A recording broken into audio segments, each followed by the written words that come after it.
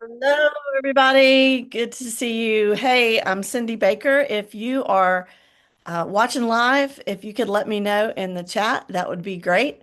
Let me know where you're tuning in from. And I know a lot of you watch the replays of these little trainings that I do. And so if you are watching there we go. If you're watching the replay, let me know that as well.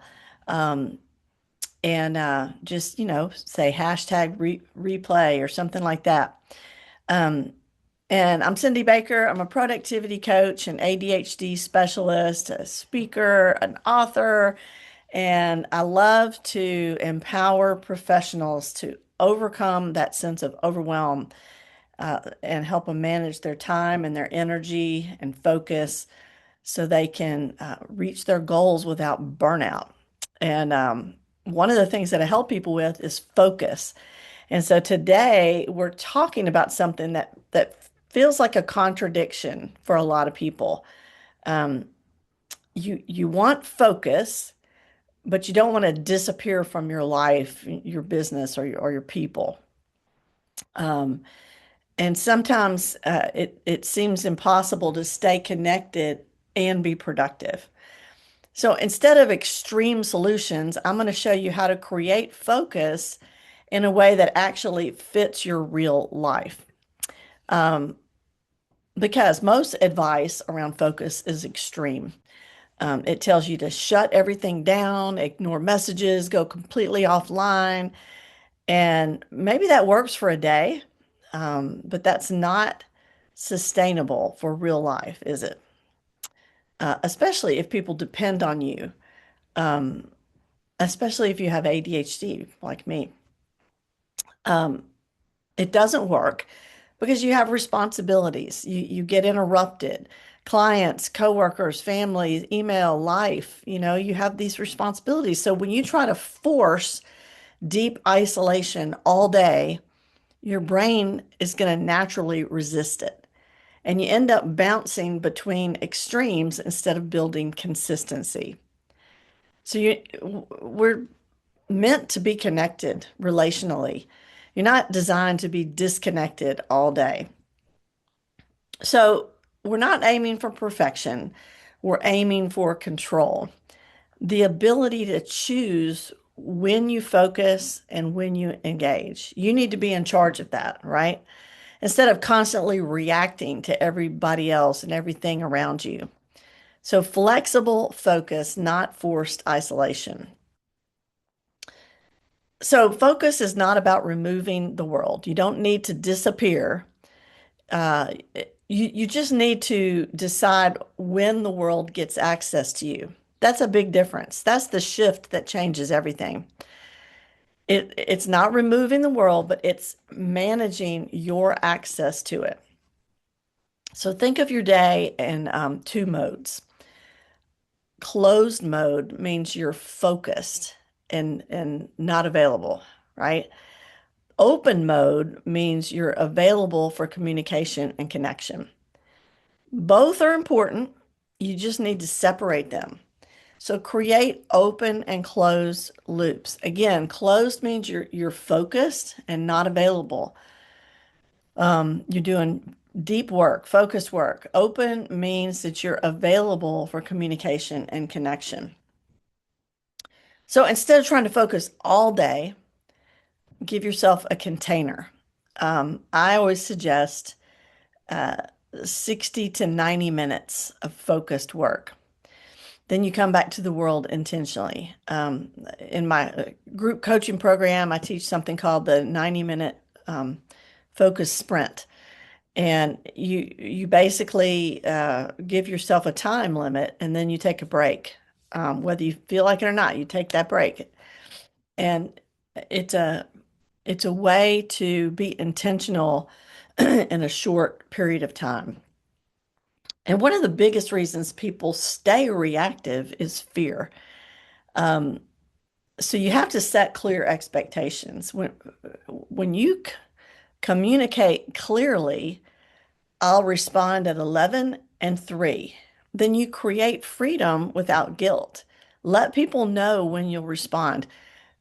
You'll have to train them if they're used to you responding constantly anytime they need access to you, then they'll have to get used to the new way you're doing things. But it'll it'll work out better for both of you in the long run.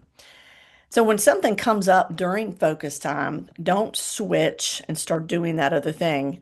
Capture it, write it down. Um, Put it in a parking lot, I call, you know. So write it down, park it, and then come back to it later. And this is going to protect your focus without ignoring reality. Because if something comes into your head and you're trying to concentrate and then you think to yourself, well, oh, I got to remember, I got to go back to what I'm doing, but I also have to remember that. So I'll remember it. No, you don't need to be trying to remember stuff. Just write it down and then put it somewhere.